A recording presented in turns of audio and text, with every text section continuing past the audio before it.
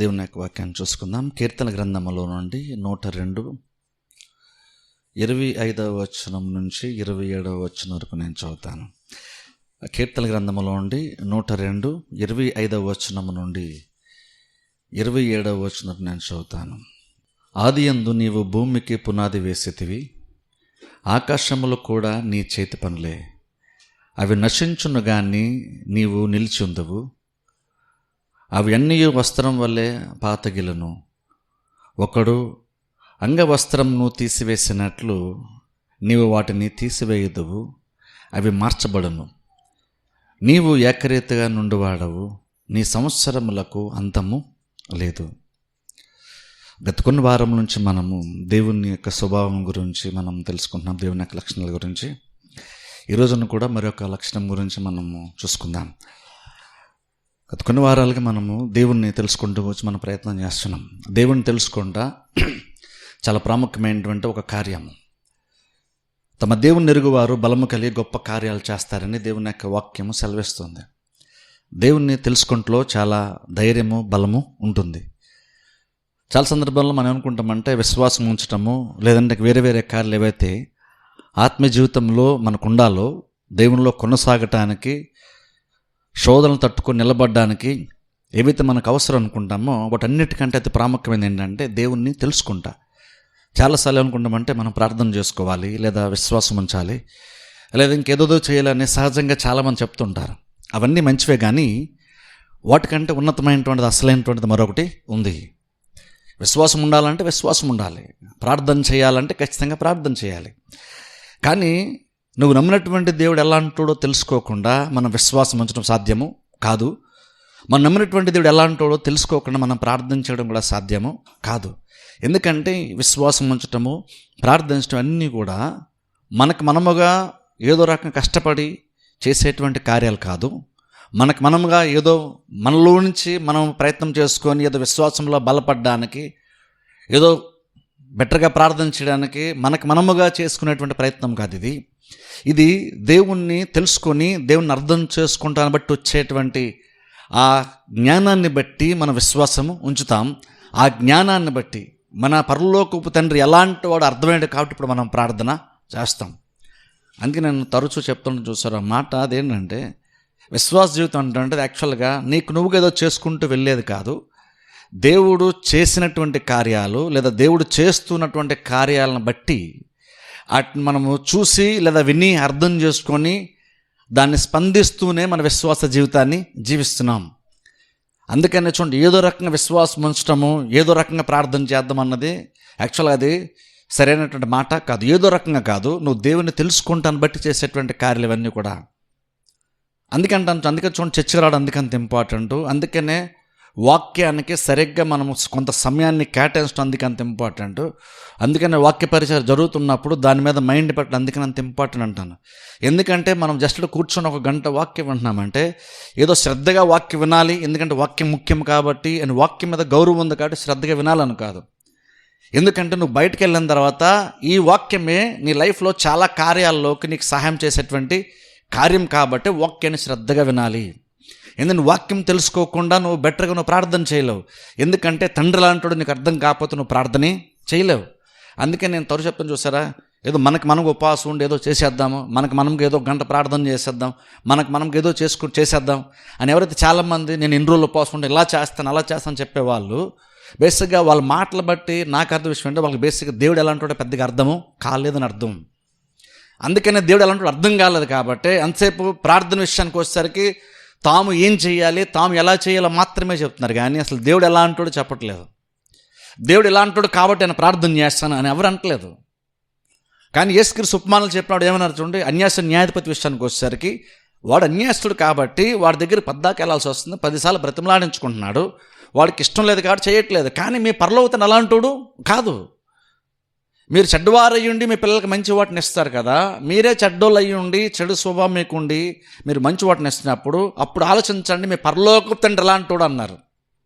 అంటే అర్థం ఇప్పుడు నువ్వు ప్రార్థన ఎందుకు బెటర్గా చేయాలి, ప్రార్థన ఎందుకు విసుకక నిత్యము చేయాలంటే నీ పరలోకపు తండ్రి ఎంత శ్రేష్టమైనటువంటి వాడు నీకు అర్థమైంది కాబట్టి ఇప్పుడు నువ్వు బెటర్గా ప్రార్థన చెయ్యి.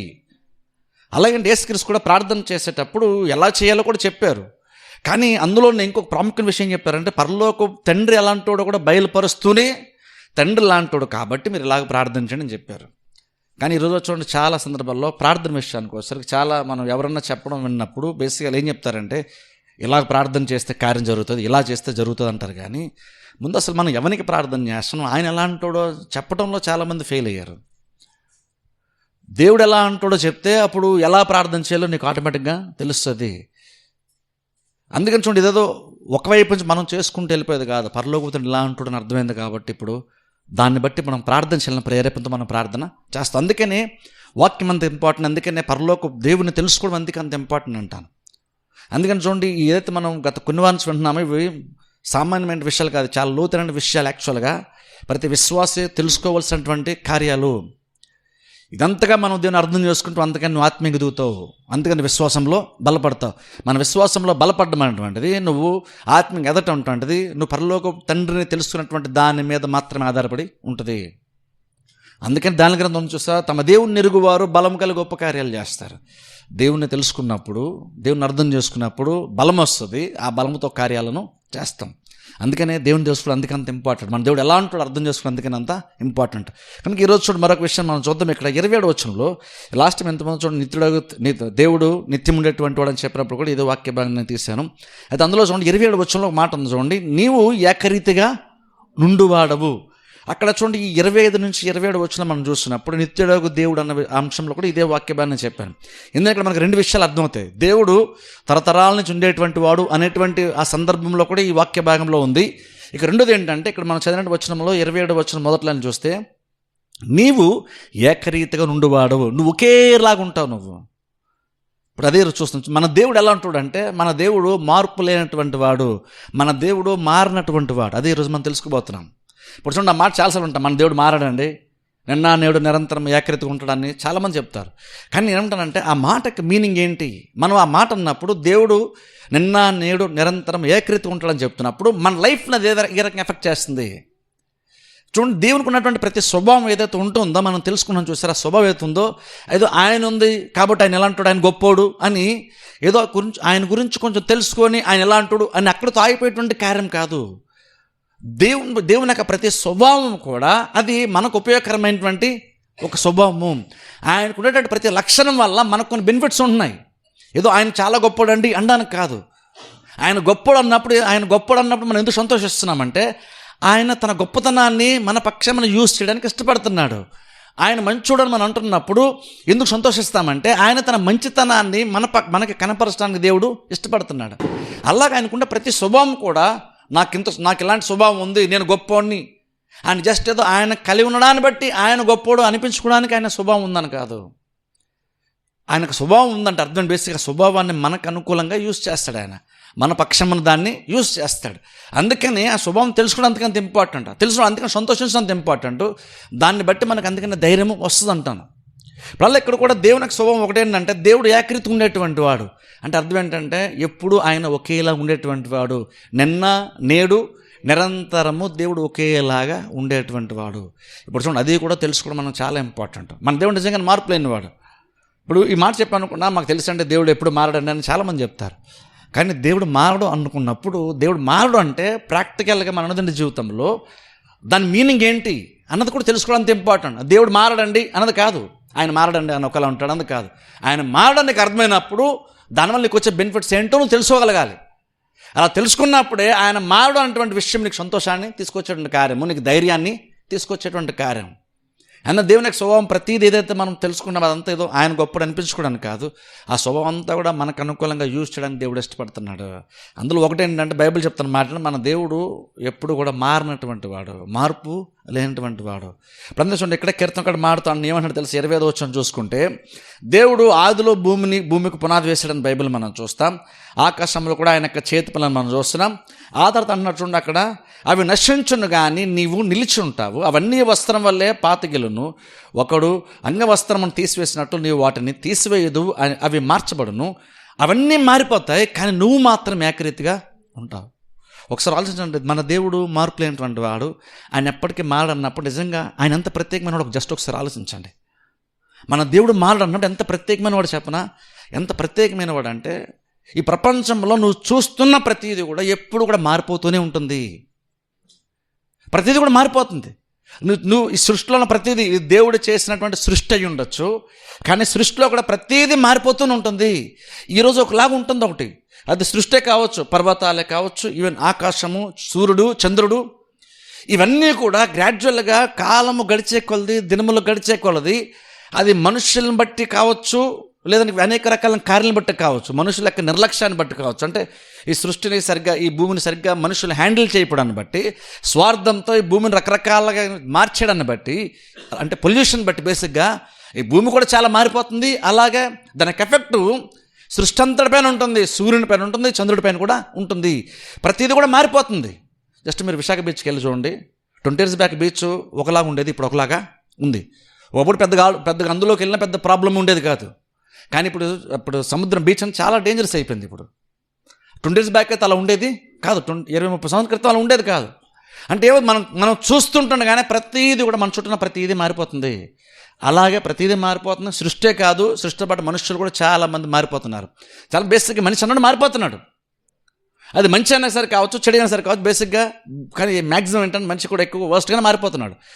ప్రతిదీ కూడా మన చుట్టూన ప్రతిదీ కూడా మారిపోతూనే ఉంటుంది. ఈరోజు ఒకలాగా ఉంటుంది, రేపు ఒకలాగా ఉంటుంది, ఎల్లుండి ఇంకొకలాగా ఉంటుంది. సృష్టి అలాగే ఉంటుంది, మనుషులు అలాగే ఉంటున్నారు. ఇవన్నీ మారిపోతున్నాయి. మార్పు కూడా సహజం, కామన్ అయిపోయినటువంటి రోజుల్లో మనం ఉన్నాం. ఒక మనిషి మారిపోయినప్పుడు పెద్ద ఆశ్చర్యం ఏమీ లేనటువంటి రోజులు ఇవి. ఏంటంటే మనిషి కదా అలాగే మారిపోతాడులే అనుకునేటువంటి రోజులు. మార్పు అంటే సహజం అయిపోయినటువంటి రోజుల్లో మనం జీవిస్తున్నాం. ఇప్పుడు చూడండి, ఇంతలాగా మారిపోతున్న ప్రపంచంలో ఒకసారి ఆలోచించండి. మార్చబడకుండా ఎప్పటి నుంచో ఒకేలాగా ఆదిలోని మనం చెప్తాం చూడండి. ఆదిలోని ఫస్ట్ డే సృష్టి ఆరంభంలో ఆయన ఎలా ఉన్నాడు అంటున్నామో, ఇప్పుడు కూడా ఆయన ఎగ్జాక్ట్ అలాగే ఉన్నాడు. ఇంకొక 2000 సంవత్సరములు ఒకవేళ గడిచినా సరే ఇంకొను దేవుడు అలాగునే ఉంటాడు. ఆయన ఎటువంటి మార్పు అంటే ప్రపంచం ఇంత మారిపోతున్నప్పుడు చాలా సందర్భంలో ఈ మారిపోతున్నటువంటి సృష్టి, మారిపోతున్న ప్రపంచము, మారిపోతున్నటువంటి మనుషులను బట్టి చాలా సందర్భాల్లో మనం కూడా మారిపోతుంటాం. దానికి ఎఫెక్ట్ ఖచ్చితంగా మన పైన కూడా ఉంటుంది. ఎదుటోడు చెడ్డోడు అయితే మనం కూడా చెడ్డోడుగా మారిపోతాం చాలా సందర్భంలో. ఎలాగంటే చాలా సందర్భాల్లో మనం కూడా చాలా విషయాల్లో మారిపోతుంటాం. కానీ ఒకసారి ఇన్ని మారిపోతున్నాయి, కానీ రెండింటి మధ్యన మనం గుర్తించట్లేదు. కానీ దేవుడు మాత్రం ఎప్పుడు ఒకేలాగా ఉంటున్నాడు. అప్పుడు ఆలోచించండి, దేవుడు ఎప్పుడు ఒకేలా ఉన్నాడు అన్నప్పుడు ఆయన ఎంత ప్రత్యేకమైన వాడు ఆలోచించాలి మనం. మన దేవుడు ఎప్పుడు మారకుండా ఒకేలాగా ఉంటున్నాడంటే ఆయన ఎంత ప్రత్యేకమైన వాడు అయ్యి ఉంటే, ఈ మారిపోతున్నటువంటి సృష్టి అంతట్లో, ప్రపంచం అంతట్లో ఆయన మారకుండా ఒకేలా ఉంటున్నాడంటే నిజంగా మన దేవుడు ఎంత ప్రత్యేకమైన వాడు అయ్యి ఉంటాడు. ఈ మార్పు అంటే సృష్టి వచ్చేటువంటి మార్పు, మనుషుల్లో వచ్చేటువంటి మార్పు అటువంటిది ఏమాత్రం కూడా ఆయన పైన ప్రభావం చూపనంత రీతిలో ఆయన ప్రత్యేకమైన స్వభావం కలిగి దేవుడు ఉంటున్నాడు. మీకు తెలుసా, ప్రకటన గ్రంథంలో మనం చదివాం అనుకోండి, అక్కడ ఈ సృష్టికి అంటే ఆకాశము లేదా సూర్య, చంద్రుడు, నక్షత్రాలు కూడా చాలా భయంకరంగా మారిపోతాయని ప్రకటన గ్రంథంలో మనం చూస్తాం. సూర్యుడు కూడా చీకటిగా మారిపోతాడంట, చంద్రుడు ఎర్రగా మారిపోతాడని బైబిల్ చెప్తుంది. ఒకసారి ఆలోచించండి, సూర్యుడు అంత వెలిగిస్తున్నాడు మనకి, కానీ బైబిల్ ప్రకటన చెప్తున్న మాట అంటే సూర్యుడు కూడా టైం వచ్చేసరికి వెలుగు కూడా మానేస్తాడంట, సూర్యుడు కూడా చీకటిగా మారిపోతాడంట. అది ఒకసారి ఆలోచించండి. ఇప్పుడు నువ్వు సూర్యుడిని చూస్తున్నావు, కానీ ఒక టైం భవిష్యత్తులో ఎప్పుడో ఒక టైం వచ్చినప్పుడంట బైబిల్ చెప్తున్న సూర్యుడు కూడా నల్లగా మారిపోతాడంట, చంద్రుడు ఎర్రగా మారిపోతాడంట. అంటే ఆలోచించండి, ఇప్పుడు మనం ఏదైతే మనం చూసి ఇదంతా బాగానే ఉంది కదా అనుకుంటున్నామో, అది కూడా ఎంత ఎక్స్ట్రీమ్ మార్పుకి, ఎంత విపరీతమైనటువంటి మార్పును చేకూర్చుకునేటువంటి దిశగా వెళ్ళిపోతుంది. ఒకసారి ఆలోచించండి. సూర్యుడు ఈరోజు ఇలా ఉన్నాడు, కానీ ఎప్పుడు ఇలాగ ఉండడు. బహుశా ఇప్పుడు ఈవెన్ సైన్స్ ప్రకారం కూడా చూసుకుంటే ఒక 50 years పోతే సూర్యుడు చాలా మారిపోతాడు, అలాగే చంద్రుడు చాలా మారిపోతాడు, భూమి చాలా మారిపోద్ది. 50 years అంత మార్పు వచ్చేస్తే ఒకసారి ఆలోచించి, ఇంకొక 2000 సంవత్సరాలు ఒకవేళ దేవుడు కనుక రాకపోతే ఇంకో 2000 సంవత్సరాలు గడిచిన అనుకోండి, సూర్యుడు ఎంత భయంకరంగా మారిపోతాడు ఒకసారి ఆలోచించండి. కానీ అల్టిమేట్గా బైబిల్ చెప్తున్న మాట ఏంటంటే, సూర్యుడు ఎంత వెలిగించండి, సూర్యుడు కూడా చీకటిగా కూడా మారిపోతాడు. అంటే అంత ఎక్స్ట్రీమ్గా మార్పులు కూడా జరిగిపోతాయి సృష్టి అంతట్లో కూడా. మరి ఇంత సృష్టిలో ఇంత గొప్ప గొప్ప మార్పులు వచ్చేస్తున్న టైంలో బైబిల్ చెప్తున్న మాట అంటే, మన దేవుడు మాత్రం ఎప్పుడు కూడా ఆయన ఏకరీతిగా ఉంటాడంట. దేవుడికి మార్పు అన్నదే లేదు.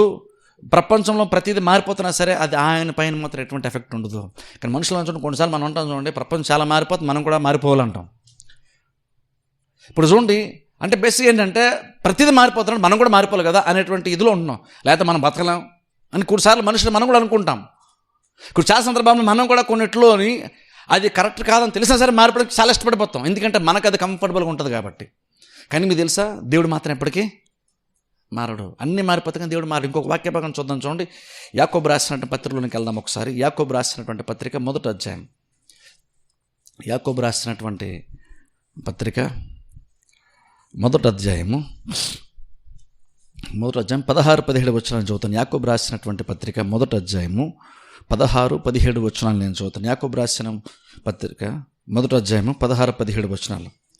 నా ప్రియ సహోదరులారా, మోసపోకుడి. శ్రేష్టమైన ప్రతి ఈవియు సంపూర్ణమైన ప్రతి వరమును పరసంబంధమైనదై జ్యోతిర్మయుడగు తండ్రి యొద్ద నుండి వచ్చును.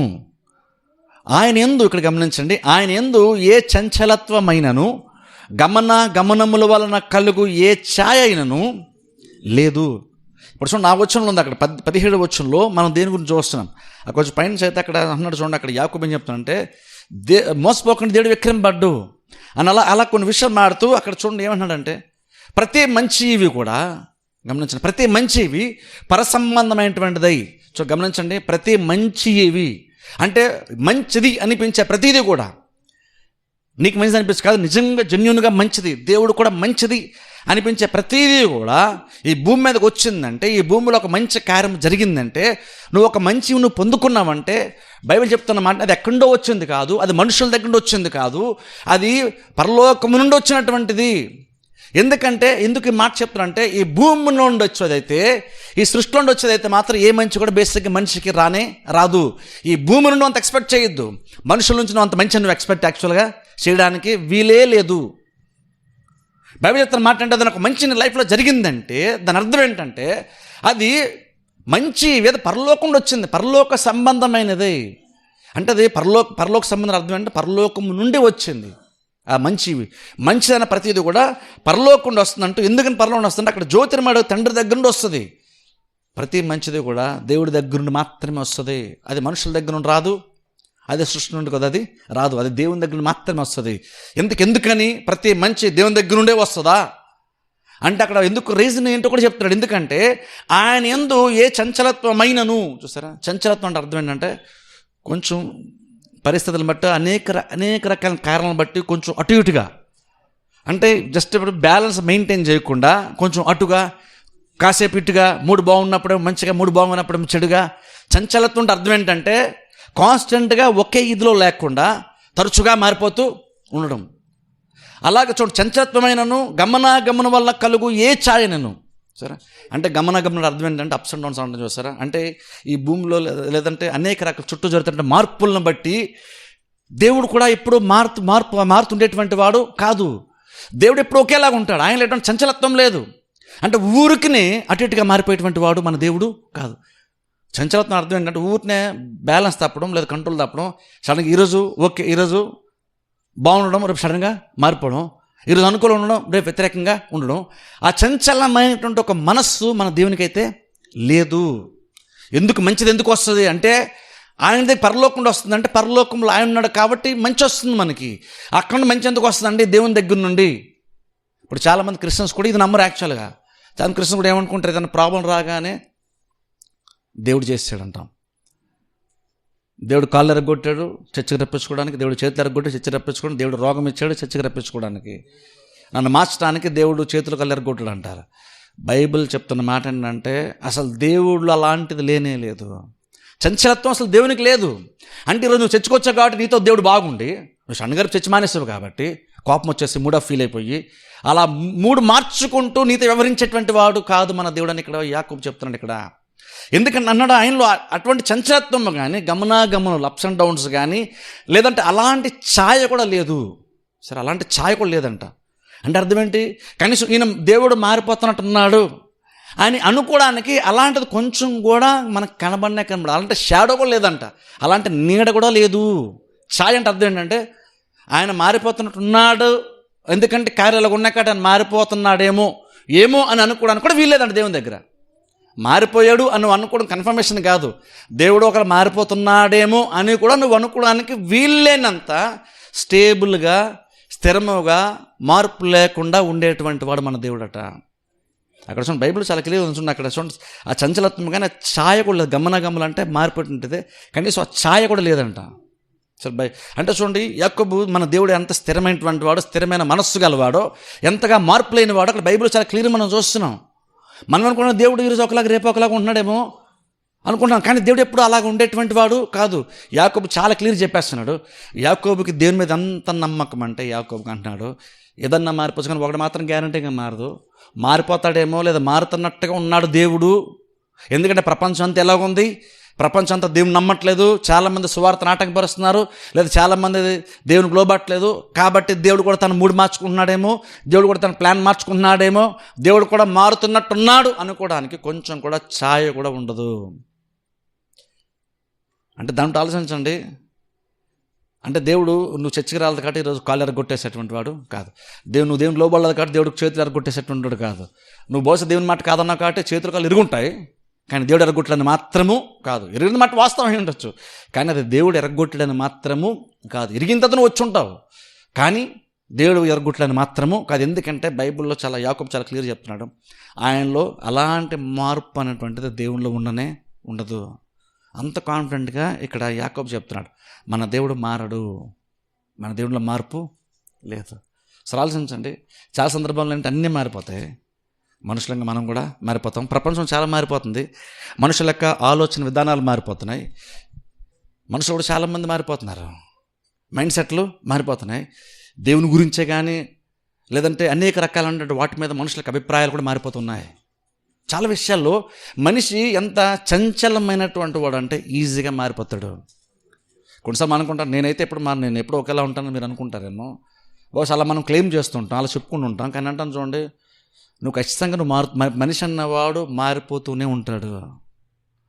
మంచిగా మారితే బాగానే ఉంటుంది, కానీ చెడుగా మారితేనేది వర్స్ట్గా ఉంటుంది. కానీ మనిషి అన్నవాడైతే ఎప్పుడు ఒకేలాగా ఉండడు. మనిషి అన్నోడు ఎప్పుడు ఒకేలాగా ఉండడు. అయితే నువ్వు కొన్నిసార్లు ఇటుగా మారిపోతావు, లేదా కొన్నిసార్లు అటుగా మారిపోతున్నావు. అందుకే నేను ఎప్పుడు మారనండి, ఎప్పుడు ఒకేలాగా ఉంటానండి, నేను ఎప్పుడు ఒకేలాగా అందరూ చూస్తానంటే నువ్వు ఎప్పుడు బేసిక్ అంత స్టాండర్డ్గా అయితే దేవుడు తప్ప ఎవరు కూడా ప్రపంచంలో ఉండలేరు. ప్రపంచంలో మారిపోతుంది, ప్రపంచంలో మనుషులకు అభిప్రాయాలు మారిపోతున్నాయి. ఇప్పుడు ఇంకా చెప్పండి, ప్రపంచంలోనే కాదు విశ్వాసాలు కూడా మారిపోతూ ఉన్నారు, అన్నీ మారిపోతున్నాయి. అయితే ఇప్పుడు చూడండి, విశ్వాసాల విషయానికి వచ్చేసరికి మనం మంచిగా మారితే పర్లేదు, మంచిగా మారితే ఇంకా చెప్పాలి, మంచిగా కూడా మనం మారాలి. యాక్చువల్గా మంచిగా కూడా మనం ఏం యేసు ప్రభు కాదు, నేను నిరంతరం ఏకరీతిగా ఉంటానని చెప్పుకోవడానికి, గొప్పగా చెప్పుకోవడానికి, నేను ఎప్పుడు మారనండి, నేను ఎప్పుడు ఒకేలా ఉంటానని అనుకోవడానికి మనం యేసు ప్రభు కాదు, ఆయన మాత్రమే అలా ఉంటాడు. బైబిల్ ఆయన గురించి అలా చెప్తుంది. ఆ క్లెయిమ్ అనేటువంటిది ఎప్పుడు ఒకేలాగా ఉంటాననేటువంటిది నిజంగా ఎవరు చెప్పగలంటే దేవుడు మాత్రమే చెప్పగలుగుతాడు. మనుషులు ఎవరు కూడా చెప్పుకోవడానికి వీలే లేదు. ఎందుకంటే మనం కూడా మారిపోతూనే ఉంటున్నాం. దేవుని మీద కూడా మనుషులకు ఉండే అభిప్రాయాలు కూడా మారిపోతుంటాయి. పరిస్థితులను బట్టి దేవుని మీద ఉండే అభిప్రాయాలు కూడా చాలామందికి క్రిస్టియన్స్కి మారిపోద్ది, ప్రపంచాన్ని కూడా మారిపోద్ది. కానీ మీకు తెలుసు, ఒక టైం వస్తే ఇప్పుడు అభిప్రాయాలు మారిపోతాయి, కానీ ఒక టైం వస్తే కరెక్ట్గా అందరికీ దేవుడు నిజంగా ఎలాంటి అర్థమవుతుంది. ఇప్పుడు యేసు ప్రభు దేవుడు కాదంటారు, కానీ ఒక టైం వచ్చినప్పుడు అందరికీ అర్థమవుతుంది. ఇక్కడ ప్రాబ్లం తెలుసా, అప్పుడు అర్థమైనా సరే వాళ్ళ అభిప్రాయాన్ని, అసలైన విషయం అంటే అర్థమైనా సరే వాళ్ళకి మార్చుకునే ఛాన్స్ యాక్చువల్ వాళ్ళకైతే ఉండదు.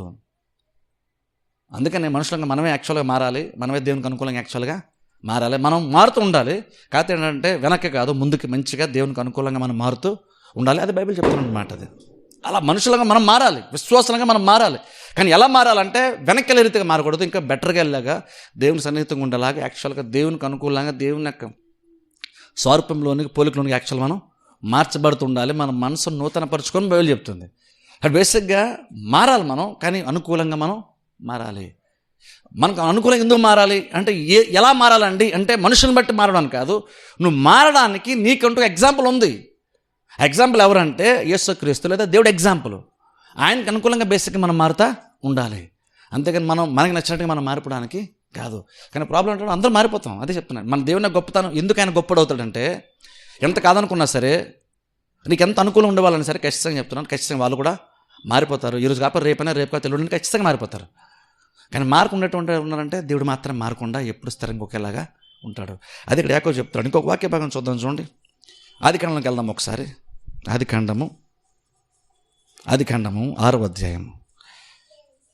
ఆదికాండము 6వ అధ్యాయం. కొన్ని వాక్య భాగాలు ఈ దేవుడు మారడనేటువంటి దానికి వ్యతిరేకంగా అనిపించిన కొన్ని వాక్య భాగాలు, ఒక 2 వాక్య భాగాలు మనం పరిశీలన చేద్దాం.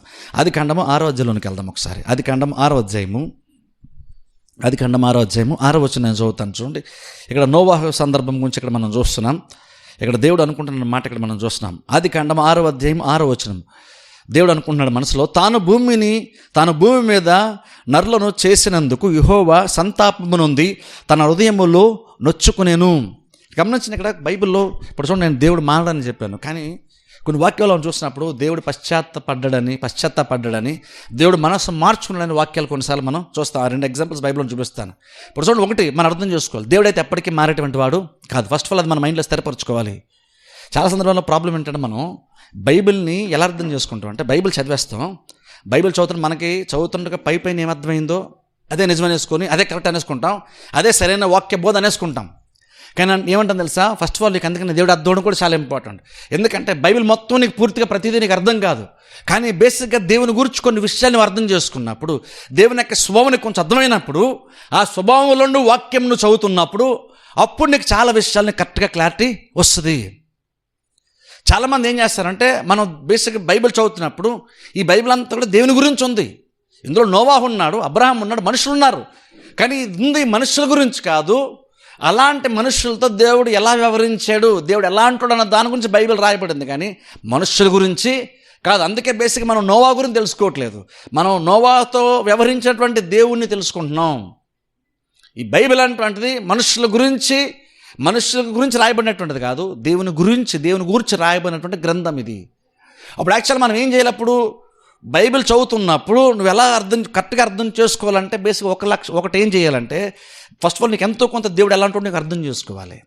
అది నీకు అర్థమైన తర్వాత, ఆ విషయం నీకు క్లారిటీ వచ్చిన తర్వాత, అప్పుడు దాన్ని మైండ్లో పెట్టుకొని దాని దృష్టిలో బైబిల్ మొత్తాన్ని చూసే ప్రయత్నం చేస్తే, బైబిల్ మొత్తాన్ని చదివి అర్థం చేసిన ప్రయత్నం చేస్తే నీకు వాక్యం కరెక్ట్గా అర్థమవుతుంది. కానీ చాలా బైబిల్ చదివేటప్పుడు ఏం చేస్తాం అంటే, మనం దేవుని పక్కన పెట్టేస్తాం, దేవుని పక్కన పెట్టేసి బైబిల్లో మనకేం అర్థమవుతుందో దాన్ని చదువుతాం, దాన్నే ఎక్స్ప్లెయిన్ చేస్తాం, దాన్నే ప్రసంగం చేస్తుంటాం. అదని కొన్నిసార్లు అబద్ధ బోధలు అందుకు వచ్చేస్తాయి. అంటే యాక్చువల్ దేవుడు ఒకలాగా ఉంటాడు, కానీ మనం అర్థం చేసుకుంది, మనం చెప్పేది బైబిల్ చెప్తుంది అని మనం చెప్పేది కొన్నిసార్లు వ్యతిరేకంగా ఉంటుంది. కానీ చాలామందికి ఆ డిఫరెన్స్ కూడా తెలియదు. బెస్ట్ బైబిల్ ఉంది కాబట్టి ఇగో ఇదే బైబిల్ ఉంది కదా అనేస్తాం. ఇప్పుడు ఇక్కడ కూడా బైబిల్ చూస్తే ఇంకొక వాక్యం చూపిస్తాను. ఇక్కడ బైబిల్ చూస్తే చూడండి, దేవుడు ఏమంటున్నాడు, మనుషులు చేస్తుంది కానీ దేవుడు సంతాపం నొందాడు. సంతాపం అంటే తెలుగులో కొంతవరకు బాగానే వచ్చింది, సంతాపడ్డాడు అంటే బాధపడ్డాడు అని వస్తుంది. కానీ కొన్ని ఇంగ్లీష్ వర్షన్స్లో అయితే ఎలా వస్తుంది అంటే, బేసిక్ ఇంగ్లీష్ ఎలా వచ్చిందంటే దేవుడు పశ్చాత్తాపడడం వచ్చింది. ఇప్పుడు అక్కడ ప్రాబ్లం. పశ్చాత్తాపడం అర్థం ఏంటి? మారు మనసు పొందాడు. పశ్చాత్తాపడడం అర్థం ఏంటి? ఆలోచన విధానాన్ని మార్చుకోవడం, లేదా మనస్సుని మార్చుకోవడం, ఆలోచన మార్చుకోవడం. ఇక్కడ ఇంగ్లీష్ బైబిల్ కూడా ఎలా వస్తుందంటే, యాక్చువల్గా చూస్తే ఇక్కడ చాలామంది ఇంగ్లీష్ బైబిల్ని కూడా చూసి ఈ వాక్యాన్ని అర్థం చేసుకొని దేవుడు కూడా పాపం చాలా బాధపడ్డాడండి, చేసేందుకు చాలా ఫీల్ అయ్యాడండి, దేవుడు అనవసరంగా చేసిన అనుకున్నాడు అంటారు.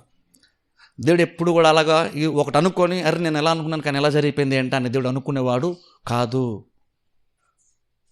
దేవుడు అలా అనుకునేవాడు కాదు. ఎందుకంటే దేవుడు సర్వజ్ఞాని అంటున్నాం అంటే, ఆయనకి ఆదిలోనే అన్నీ ముందుగానే ప్రతిదీ తెలిసిపోతాయి. కాబట్టి ఏది ఎలా జరగబోతుంది అన్నీ ఆయనకు ముందుగానే తెలిసిపోతాయి. కాబట్టి దేవుడు ఒకటి సడన్గా ఈరోజు ఒకటి ఏదో చూసి ఏదో ఒకటి విని, అరే ఎలా మారిపోయిందంటే ఇలా అయిపోయింది, అనవసరంగా నేను ఇలా చేశాను అని దేవుడు అలా అనుకునేవాడు కాదు. మనుషులు కొన్నిసార్లు అనుకుంటాం, వాళ్ళకి అనవసరంగా నేను హెల్ప్ చేశాను అని కొన్నిసార్లు మనం అనుకుంటాం, లేదా ఇంకా చాలాసార్లు రకరకాల మన అభిప్రాయాలు మార్చుకుని ఉంటాం మనం. కానీ దేవుడైతే అలాగున్నా కాదు. కానీ ఇక్కడ బైబిల్లో కొన్ని వచనాలు పైపైన చదివితే దేవుడు చూడండి అక్కడ అనవసరంగా దేవుడు ఎలా అనుకున్నాడు అంటాం. ఇక్కడైతే కొంచెం పశ్చాత్తాపడ్డాలని రాదు, కానీ కొంచెం బాధపడ్డాలంటే కానీ ఇక్కడ వచ్చింది. ఇంకొక వాక్యం కూడా చూద్దాం చూడండి. యోనా గ్రంథంలోనికి వెళ్దాం ఒకసారి. యోనా గ్రంథము ఇది చదివేప్పుడు కొన్ని విషయాలను ఎక్స్ప్లెయిన్ చేస్తాను. యోనా గ్రంథం 3వ అధ్యాయము 8వ వచనము అలాగనే 10వ వచనం కూడా చదువుతాను చూడండి. యోనా గ్రంథం 3వ అధ్యాయము 8వ వచనం. ఇక్కడ సందర్భం చెప్పిన తర్వాత నేను చదువుతాను వాక్యాన్ని. ఇక్కడ చూడండి, దేవుడు నినివే పట్టణానికి వెళ్ళి వాక్యాన్ని ప్రకటించమంటాడు. అంటే ఒక రకంగా తీర్పు లాంటి ప్రసంగం చేయమని దేవుడు చెప్పాడు. ఏంటంటే, త్వరలో మీ పట్టణం అంతా కూడా ఉగ్రతకు గురవుతుంది, దేవుడు పట్టణాన్ని నాశనం చేయబోతుంది, మీ అందరి పని అయిపోతుంది అని దేవుడు యాక్చువల్గా చెప్పమని యోనాకు చెప్పి పంపించాడు. కానీ యోనా నినివే పట్టణానికి వెళ్ళడానికి ఇష్టపడలేదు. దానికి ఇక్కడ జాతకం బేసిక్ ఎందుకని నోవా వెళ్ళడానికి ఇష్టపడలేదు తెలుసా? ఎందుకు ఇష్టపడలేదంటే, నోవాకు ఒక విషయం తెలుసు, వాళ్ళు యాక్చువల్గా చనిపోవాలని నోవా అనుకుంటున్నాడు. అందుకని ఏమనుకున్నాడంటే, యాక్చువల్గా ఫస్ట్ ఆఫ్ ఆల్ వెళ్ళడానికి ఇష్టపడలేదు. కానీ దేవుడు కొంచెం యోనాను కన్విన్స్ చేసేసరికి ఇంక తప్పక దేవుడు బలవంతంగా తీసుకెళ్తే నినివే పట్టణానికి వెళ్ళాడు. వెళ్ళి ప్రసంగం చేశాడు. ఏమని? త్వరలో తీర్పు వచ్చేస్తుంది, మీ అందరి పని అయిపోయింది, మీరు అందరూ నిర్మూలమైపోతారు, మీరు అందరూ చచ్చిపోతారు అని ప్రసంగం చేశాడు. బహుశా అనుకుంటాం, ఒక రకంగా ఆలోచిస్తే వీళ్ళకి ఇలాగే జరగాలని బహుశా అనిపిస్తుంది కొన్నిసార్లు. ఎందుకంటే నినివే పట్టిన ప్రజలు అంత మూర్ఖులు అంట, భయంకరమైన వాళ్ళు అంటారు. యాక్చువల్గా చుట్టుపక్కల ప్రాంతాలతో వాళ్ళు వ్యవహరించే విధానం కూడా చాలా మూర్ఖంగా, చాలా కఠినంగా ఉండేదంట. నినివే పట్టిన ప్రజలు చాలా మూర్ఖులంట. మనుషులను వాళ్ళు దాడి చేసి మనుషులు చంపే విధానం అంతా కూడా చాలా భయంకరంగా ఉండేదంట. అలాగా చాలామంది నినివే పట్టిన ప్రజలను బట్టి చుట్టుపక్కల ప్రాంతాల ప్రజలు, ఆ పట్టణస్తులు చాలామంది చాలా సఫర్ అయ్యారట. హిస్టరీ చెప్తున్నటువంటి మాట అది. సో అందుకనే బహుశా దేవుడు వాళ్ళకి తీర్పు తీద్దాం దేవుడు అనుకొని యోనాను పంపించే ప్రయత్నం చేశాడు. యోనా ఫస్ట్ వెళ్ళడానికి ఇష్టపడలేదు, కానీ తర్వాత వెళ్ళాడు. తీరా వెళ్ళి సువార్త చెప్పాడు. ఆశ్చర్యం ఏంటంటే సువార్త చెప్పగానే వెంటనే వాళ్ళందరూ కూడా దేవుని తట్టు తిరిగారు. వాళ్ళందరూ దేవుని తట్టు, బైబిల్ చెప్తున్న మాట ఏంటంటే వాళ్ళందరూ ఉపవాసం ఉన్నారట. పశువులు కూడా ఉపవాసం ఉంచారు వాళ్ళు. ఇప్పుడు నిజమైన ఉపవాసం ఉంటుంది. పశువులు కూడా ఉపవాసం అంటే పశువులు కూడా ఉపవాసం ఉంచారని కాదు. బేసిక్ అర్థం ఏంటంటే వీళ్ళు ఉపవాసం అంటే బేసిక్ ఏంటంటే ఏ పని చేయకుండా దేవుని గురించి మాత్రమే, ఆత్మీయంగా మాత్రమే ఆలోచిస్తూ ఉంటే అది ఉపవాసం. ఆత్మీయంగా కొన్ని కార్యాల్లో ఇన్వాల్వ్ అయ్యి, అయితే ఆత్మీయంగా అర్థమైంది బేసిక్గా ఒక విశ్వాసి చేయగలిగేది ఏంటి ఇంట్లో అయితే వాక్యం వినడము, లేదా వాక్యం చదువుకోవడము, లేదా ప్రార్థన చేసుకుంటూ ఉండడం. బేసిక్ ఇవి ఆత్మీయ కార్యాలు. ఇందులో నువ్వు బిజీగా చేస్తూ ఉంటేనే, నువ్వు ఎంతసేపు చేస్తూ ఉంటున్నావో అంతసేపు నువ్వు ఉపవాసం ఉన్నట్టు. శనివారం కాబట్టి నువ్వు ఉపవాసం అని చెప్పేసి డ్యూటీకి వెళ్ళిపోతే అది ఉపవాసమే కాదు. అది ఉపవాసం కాదు. ఉపవాసం అని చెప్పుకుంటూ నువ్వు పనులు చేసుకుంటే అది ఉపవాసం కాదు. యాక్చువల్గా ఉపవాసం అంటే ఏంటంటే నువ్వు ఏ పని చేయకుండా అన్ని పనులు, నువ్వు రొటీన్ ఎప్పుడు చేసే పనులన్నీ మానేసి సైలెంట్గా కూర్చొని దగ్గర మూల అక్కడ కూర్చొని, ఏ డిస్టర్బెన్స్ లేకుండా కూర్చొని ఎంతసేపు ఆత్మీయంగా నేను గడుపుతా, ఆలోచిస్తా, టైం స్పెండ్ చేస్తే అది నిజమైనటువంటి ఉపవాసము. కానీ చాలామంది ఎంత అల్పంగా ఆలోచిస్తారంటే ఉపవాసం అంటే భోజనం మానేస్తూ ఉపవాసం అనుకుంటారు. నువ్వు భోజనం పక్కన పెట్టేస్తూ ఉపవాసం ఉన్నాను కాదు. భోజనం పక్కన పెట్టేసి నువ్వు దేవునితో సమయం గడుపుతూ ఉంటేనే ఉపవాసము. ఇక్కడ వీళ్ళు చూడండి, వాళ్ళు ఏదో పశువులు కూడా ఉపవాసం పెడదామని ఉపవాసం పెట్టాను కదా అర్థం. బైబిల్ అక్కడ చదవడానికి అలా ఉన్న బేసాలు అర్థం ఏంటంటే వాళ్ళు ఆ టైంలో ఎంత సీరియస్గా వాక్యాన్ని వాళ్ళు తీసుకున్నారంటే, ఆ వాక్యం ఎంతగా వాళ్ళ మార్పును తీసుకొచ్చిందంటే, మనము దేవునికి చాలా దూరంగా ఉన్నాము, చాలా భయంకరంగా వ్యతిరేకమైన కార్యాలు మనం చాలా చేసాము అని ఆలోచించి వాళ్ళు బాధపడుతూ, ఆ బాధ అంత ఎక్కువైపోయిందంటే వాళ్ళకి, ఆ బాధలో వాళ్ళు వేరే భోజనం మీద కానీ వాళ్ళ పశువులకి ఆహారం గురించి కూడా వాళ్ళు ఆలోచించలేదు. అలా పశువులు ఉపవాసం ఉన్నాయి. అలాగే పశువులు ఉపవాసం పెట్టారంటే పశువులు ప్రార్థన చేశాను కదా అర్థం. అంటే పశువులు కూడా ఉపవాసం అంటే అర్థం ఏంటంటే వాళ్ళు పశువులు కూడా పట్టించుకోలేదు ఆ టైంలో. అంటే దానికి గడ్డేసామా, దానికి మేత ఉందా, దాని నీళ్ళు తాగుతుందా, కనీసం అది కూడా ఆలోచించనంతగా ఆత్మీయంగా దేవుని మీద మాత్రం వాళ్ళు మనసు పెట్టారు. ఒకసారి ఎంత సీరియస్ ఉన్న ఉపవాసం కూడా ఒకసారి ఆలోచించండి. నిన్నే పట్టిన ప్రతి అంత సీరియస్గా ఉపవాసం ఉన్నారు. వాళ్ళు జంతువులకి ఆహారం ఉందో లేదో పట్టించుకోనంతగా దేవునితోనే టైం గడుపుతూ ప్రార్థన చేస్తూ దేవుని వైపే చూస్తూ వచ్చారు, ఆలోచిస్తూ వచ్చారు పశ్చాత్తాపంతో. ఎప్పుడైతే అలా ఉన్నారో బైబిల్ చెప్తున్న మాట అంటే అప్పుడు దేవుడు చేస్తాన తీర్పు చేయకుండా ఆబ్జెక్షన్ బైబిల్ మనం చూస్తాం. కానీ అక్కడ చూడండి, వచ్చిన ముందు చదువుతాను చూడండి. ఇప్పుడు ఒకసారి నేను 8వ వచనం చదువుతాను చూడండి. 3వ అధ్యాయం 8వ వచనం. సో ఒకవేళ దేవుడు మనసు త్రిప్పుకొని పశ్చాత్తాప్తుడై మనలను లయము కాకుండా తన కోపాగ్ని చల్లార్చుకొను గనుక మనుషులు ఏది పుచ్చుకొనకూడదు, పశువులు కానీ, ఎద్దులు కానీ, గొర్రెలు కానీ మేత వేయకూడదు, నీళ్లు త్రాగకూడదు. ఇప్పుడు ఆ తర్వాత చూడండి, వాళ్ళు అక్కడ ఏమంటున్నారంటే, వాళ్ళు అంటున్నారట, మనం చాలా తప్పు చేస్తాం, పాపం చేస్తాం, కాబట్టి ఏం చేద్దామంటే మనం దేవుని వైపు తిరుగుదాం. బహుశా దేవుడు పశ్చాత్తాపడి ఆయన ఏదైతే చేస్తాను అనుకొని పంపించాడో యోనాని, అది చేయడం మానేస్తాడేమో, ఆయన ఆలోచనని మార్చుకుంటాడేమో, అభిప్రాయాన్ని మార్చుకుంటాడేమో అనుకొని వాళ్ళు అందరూ ఉపవాసం స్టార్ట్ చేశారు. ఎప్పుడైతే అందరూ ఉపవాసం ఉన్నారో నిజంగానే దేవుడు కూడా చేస్తాన తీర్పు రాకుండా దేవుడు ఆప్ చేశాడు. ఆ వచనం చదువుతాను చూడండి. 10వ వచనం ఉంది చూడండి. ఆ మాట 10వ వచనం. ఈ నినివే వారు తమ చెడు నడతలను మానుకొనగా వారు చేయుచున్న క్రియలు దేవుడు చూచి పశ్చాత్తాప్తుడై వారికి చేదునని తాను మాట ఇచ్చిన కీడు చేయక మానను. ఇక్కడ గమనించండి, ప్రాబ్లం ఏంటి ఇక్కడ. అక్కడ చూడండి, బైబిల్ చెప్తున్న మాట దేవుడు చూచి పశ్చాత్తాప్తుడై అని ఉంది. అంటే దేవుడు పశ్చాత్తాపడ్డాడు అంటే దేవుడు కూడా మారాడు. దేవుడు కూడా ఆలోచన మార్చుకుని మనసు మార్చుకున్నాడు. ఒకటి చేద్దాం అనుకున్నాడండి, కానీ ఇప్పుడు సడన్గా వాళ్ళు అలా చేసేసరికి దేవుడు చేయడం మానేశాడు. ఇప్పుడు అందులో నాకు ప్రాబ్లం ఏంటంటే వినడానికి అది అవును నిజమేనండి అనిపిస్తుంది. కానీ అంటే దేవుడు మారిపోతాడా మనుషులను బట్టి? దేవుడు మనిషిని బట్టి మారిపోతాడా? అంటే దేవుడు ఎంతగా మారినటువంటి గుణం దేవునికి ఉందంటే, మనుషులందరూ మారిపోతున్నా సరే, మంచిగా చెడుగా మారిపోతున్నా సరే, దేవుడు అయితే యాక్చువల్గా మారడు. ఆయన మార్పులైన స్వభావం అయింది. కాబట్టి ఇక్కడ సడన్గా ఇక్కడ ఏదో దేవుడు ఏదో మారిపోయాను కదా. యాక్చువల్గా ఇక్కడ నిజంగా చాలా చెప్పని చూస్తారు, ఇక్కడ నిజంగా మారింది దేవుడు కాదు, నినివే పట్టిన ప్రజలు మారారు, దేవుడు కాదు. దేవుడు మారలేదు, దేవుడు మారిపోలేదు. దేవుడు ఎప్పుడూ ఒకేలాగా ఉన్నాడు, కానీ ప్రజలు ఇక్కడ మారారు. ఇప్పుడు మరి బైబిల్ ఎందుకంటే అలా ఉందంటే, బైబిల్ కొన్నిసార్లు అలా ఉంటుంది, కానీ అలాగంటే దేవుడు మారిపోయాడని మాత్రము కాదు. నింటరకు దేవుడు కోపం వస్తుందండి వాళ్ళ మీద, ఇప్పుడు సడన్గా వాళ్ళు మంచిగా మారేసారు, దేవుడు కోపం తగ్గించుకున్నాడండి ఇప్పుడు మంచిగా అంటే, ఇప్పుడు దాని అర్థం ఏంటంటే, ఇప్పుడు వ్యతిరేకంగా ఉన్నారు కాబట్టి దేవుడు కోపపడ్డాడండి, ఇప్పుడు అనుకూలంగా ఉన్నారు కాబట్టి దేవుడు మారాడంటే, బేసిక్ మనుషులు మనం కూడా అలాగే ఉంటాం కదా. ఒకటి మనం వ్యతిరేకంగా ఉంటే మనం కూడా వ్యతిరేకంగా ఉంటాం కదా. ఒకటి మనకు అనుకూలంగా ఉంటే మనకు అనుకూలంగా ఉన్న వాళ్ళకే కదా మనం అనుకూలంగా ఉంటాం, మనందరికి అనుకూలంగా బేసిక్గా ఉండం కదా. అప్పుడు కనుక నిజంగా వాళ్ళు మారారు కాబట్టి మంచిగా దేవుడు కూడా ఏం చేయలేదండి అంటే, అప్పుడు దేవుడు కూడా మనుషుల్లాగే కదా అయిపోతాడు. అప్పుడు మనుషుల్లాగే దేవుడు కూడా చంచలత్వం ఆయనలో ఉంటే, అలా మారిపోయేటువంటి గుణం ఆయనలో ఉంటే, అప్పుడు ఆయన దేవుడు అవడు, ఆయన ప్రత్యేకమైన స్వభావం కింద ఆయనకి ఉండదు. కానీ ఖచ్చితంగా ఏం చెప్తామంటే, బైబిల్లో ఉంది కానీ దేవుడైతే యాక్చువల్గా ఇక్కడ మారలేదు, ఎందుకంటే ఆయన ఎప్పుడు మారడు కాబట్టి. మరి ఎవరు మారారంటే ప్రజలు మారారు. మరి బైబిల్ ఎందుకంటే పశ్చాత్తాపుడైన బైబిల్ ఉందంటే, బైబిల్ అలా ఉంది కానీ దేవుడు యాక్చువల్గా దేవుని స్వభావాన్ని బట్టి నువ్వు అర్థం చేసుకుంటే, అక్కడ మారిన దేవుడు కాదు, ప్రజలు మారారు. ప్రజలు మనస్సును మార్చుకున్నారు. ఇంతకుముందు ఒకలాగున్నారు నిన్నటి వరకు, ఇప్పుడు వాక్యం విన్న తర్వాత ఇప్పుడు వేరేగా వాళ్ళు మారారు. మరి తీర్పు ఎందుకంటే రాలేదు, దేవుడు చెప్పాడు కదా నిన్న, మరి దేవుడు చెప్పింది చేయాలి కదా అంటే, బేసిక్ మనం ఒక విషయం అర్థం చేసుకోవాలి. బేసిక్గా దేవుడు మారడు కాబట్టి దేవుడు కార్యం జరిగించే విధానం ఎలా ఉంటుందంటే, నువ్వు మంచి చేస్తే నువ్వు మంచిని పొందుకుంటావు, నువ్వు కిడి చేస్తే నువ్వు కిడిని అనుభవిస్తావు. అది దేవుని యొక్క నియమం. అది దేవుడు ప్రతిసారి మారిపోతాడని కాదు. బేసిక్గా దేవుడు ఒక నియమం ఎలా పెట్టాడంటే, ఏ నియమాన్ని బట్టి దేవుడు పనిచేస్తాడంటే, నువ్వు మంచిగా ఉంటే నువ్వు మంచి అనుభవిస్తావు, నువ్వు చెడుగా ఉంటే నువ్వు చెడు కార్యాలు చేస్తావు, అప్పుడు నువ్వు చెడుని నువ్వు అనుభవిస్తావు. ఇప్పుడు చూడండి, వ్యక్తి డాక్టర్ సలహా తీసుకోలేదు, డాక్టర్ చెప్పాడు కానీ చేయలేదు, చచ్చిపోయాడు. ఇప్పుడు డాక్టర్ చంపేశాడా? డాక్టర్ మాట లేదు, డాక్టర్ చంపేశాడండి అంటమ్మా. డాక్టర్ అన్నాడు, నువ్వు ఇక్కడ హెల్త్ నీకు ప్రాబ్లమ్స్ ఉన్నాయి, నువ్వు జాగ్రత్త తీసుకో, ఈ విషయాలు నువ్వు కేర్ తీసుకో, ట్యాబ్లెట్స్ వాడు, ఇలా ఉండు, ఈ టైమింగ్స్ ఇలా ఫాలో అవ్వు అని డాక్టర్ చెప్పాడు. కానీ ఆ పేషెంట్ ఫాలో అవ్వలేదు, సడన్గా చచ్చిపోయాడు. ఇప్పుడు ఎవరన్నా మనం వెళ్ళి డాక్టర్ మాట వినలేదని డాక్టర్ చంపేసాడు అంటావా? డాక్టర్ ఎప్పుడు మారలేదు, డాక్టర్ లాగా ఉన్నాడు, కానీ ఈయన మారలేదు. అంటే ఎక్కడ ఈయన మారలేదు అంటే, బేసిక్గా డాక్టర్ ఎప్పుడు కూడా ప్రిన్సిపల్ పనిచేస్తున్నాడు. నువ్వు ఇలా చేస్తే బతుకుతావు, ఇలా చేస్తే చచ్చిపోతావు అని చెప్పాడు.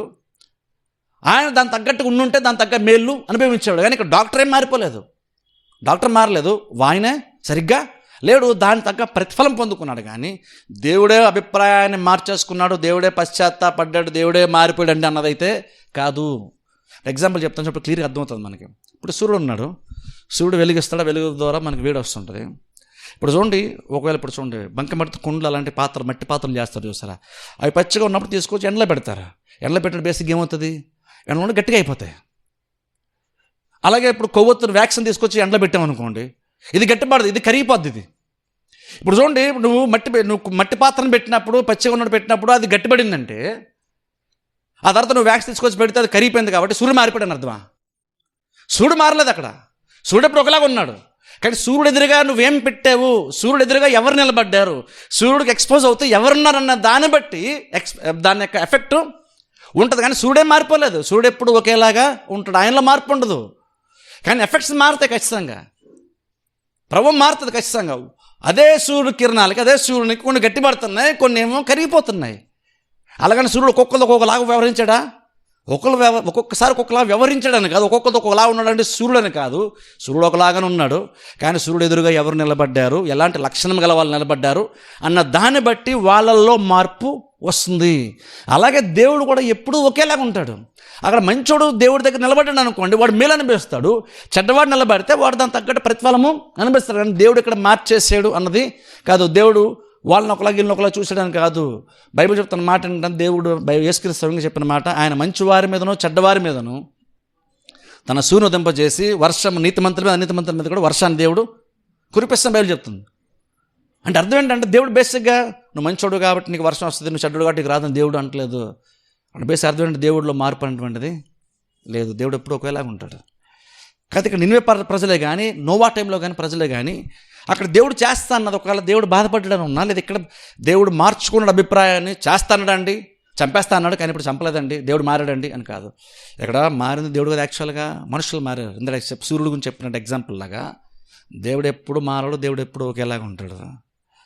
కాకపోతే కొన్నిసార్లు అదే మంచి దేవుణ్ణి ఎటువంటి గమనాగమనములు కానీ చంచలత్వం కానీ ఎటువంటిది లేనటువంటి మార్పు లేనటువంటి దేవుని దగ్గర మనం ఉన్నప్పుడు మంచి వాళ్ళు అయితే మేలు అనుభవిస్తారు, చెడ్డ వాళ్ళు అయితే కీడు అనుభవిస్తారు. అంతేగాని దేవుడు వాళ్ళకి ఒకలాగా వీళ్ళకి ఒకలాగా దేవుడు ఉన్నాడని కాదు. దేవుడు బేసిక్గా ఏంటంటే ఎప్పుడూ మారేటువంటి వాడు కాదు మన దేవుడు. అసలు మార్పు ఇంకా చెప్పాలంటే దేవుడు మారాల్సినటువంటి అవసరము లేనటువంటి దేవుడు మన దేవుడు. మనుషులంగా మనం ఉన్నాం అనుకోండి, బేసిక్గా మనం ఏం చేయాలి? మనం కొంచెం బెటర్గా మారాలి. విశ్వాసం కాబట్టి దేవుడు కూడా ఏమి ఎదురు చూస్తాడు, మనం కొంచెం బెటర్గా మారాలని దేవుడు ఎక్స్పెక్ట్ చేస్తాడు. మనం కొంచెం బెటర్గా మారాలని దేవుడు కూడా చూస్తాడు. మనం మారాలి ఆ విషయంలో. ఇంకో విషయం ఏంటంటే, ఎందుకు మారాలంటే మార్పు మనకు అవసరం. ఖచ్చితంగా మార్పు మనకు అవసరం. ఎందుకంటే నువ్వు మారకపోతే నువ్వు కొన్ని ఆశీర్వాదాలు పొందుకోలేవు. నువ్వు మారకపోతే నువ్వు దేవుని చేతుల్లో ఉపయోగపడవు. నువ్వు కొన్ని విషయాలు కానీ ఖచ్చితంగా మార్చుకోకపోతే దేవుడు నిన్ను యూజు చేసుకోవడం. కాబట్టి నువ్వు ఖచ్చితంగా నువ్వు మారే తీరాలి.